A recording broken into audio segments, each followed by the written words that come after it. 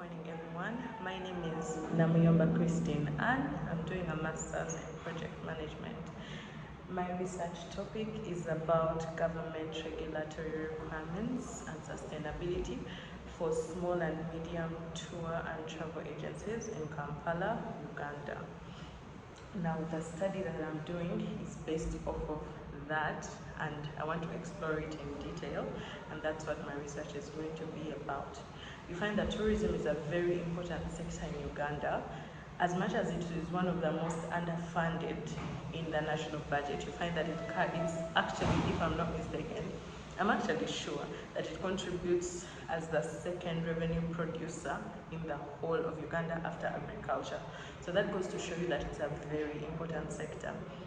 However, now for the problem statement. So like I mentioned earlier, the government regulations, first of all, maybe to just clarify, they are necessary. They are necessary to make sure that all these companies are operating within the law. They make sure that once you're licensed as a tour operator or travel agent, they make sure that you're paying your taxes on time. They make sure that you're licensed to operate. They make sure that they do inspections to make sure that, for example, your facilities are good. For example, if you're a tour company, they have to make sure that, yes, are your vehicles inspected? They have inspected your premises to make sure that you're going to provide the right service to the people to avoid scammers. That is a very good thing. Now, the thing that we are questioning here is that are they, the small and medium enterprises, are they able to financially meet all these government regulations? Is the major problem statement that we are looking at. That's the major point of this study. So the purpose of this study is to find out whether the compliance to these regulations is really helping these small to medium tour and travel agencies, or whether it's just creating challenges. The aim is for the government to then look at this study and then determine what needs to be maybe adjusted, what needs to be implemented a little better, and for the tour and travel agencies to understand the reason as to why these compliances are provided, why these compliances are there in the first place.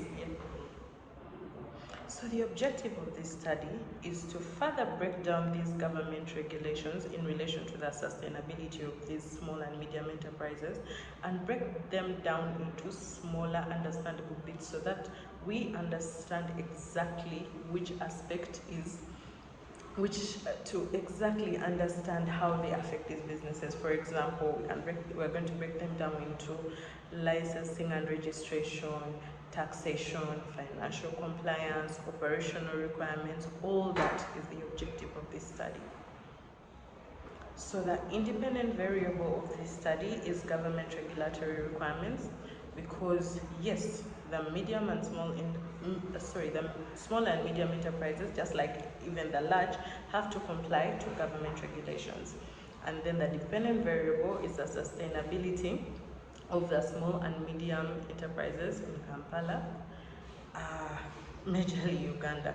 So this study is going to look at just that. The literature reviewed for this study generally demonstrates that the regulation plays an important role in tourism and in the business. Government regulation can establish standards, promote accountability, and protect customers, which is very important. But also for these tour and travel businesses, licensing and registration is also good because it contributes to the professionalism and the legitimacy within the sector. However, research on small businesses also highlights the challenges associated with this regulatory compliance. You find that small and medium-sized enterprises often have fewer resources, both financial and human, than larger organizations. You'll probably find that maybe there's one person who is doing the banking, who is also doing the reservation, who is also the receptionist. It's a bit different than the larger organizations. Therefore, the costs and administration burden associated with this compliance may have a greater effect on them. this is particularly relevant to these agencies because the sector involves several interconnected services and it operates within a regulated tourism environment. This literature therefore suggests that regulation can both have positive and negative implications. The important gap of this study is to examine this relationship specifically among small and medium tour agencies in Kampala, rather than assuming that the findings from other sectors or countries automatically apply to them. The framework proposes that different regulatory requirements may influence the sustainability of these tour and travel agencies. For example, registration and licensing requirements may influence the ability of an agency to operate legally and gain credibility. Taxation and financial compliance requirements may require the financial resources available to the business. Other regulatory requirements may also affect the administrative workload and operational costs of the agency. At the same time, compliance can have positive effects. Being properly registered and licensing can improve the customer confidence and distinguish the legitimate agencies from the unlicensed operators who later cause trouble within the industry and then sometimes have the whole industry labeled as a scam. Therefore, the conceptual framework does not automatically assume that the regulation is either good or bad. Instead, the study seeks to establish what effect these requirements actually have on sustainability.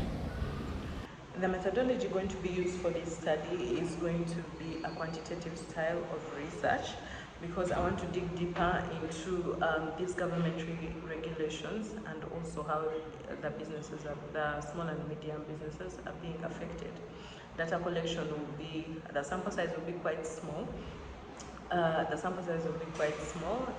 I'll use a lot of questionnaires in my study as well.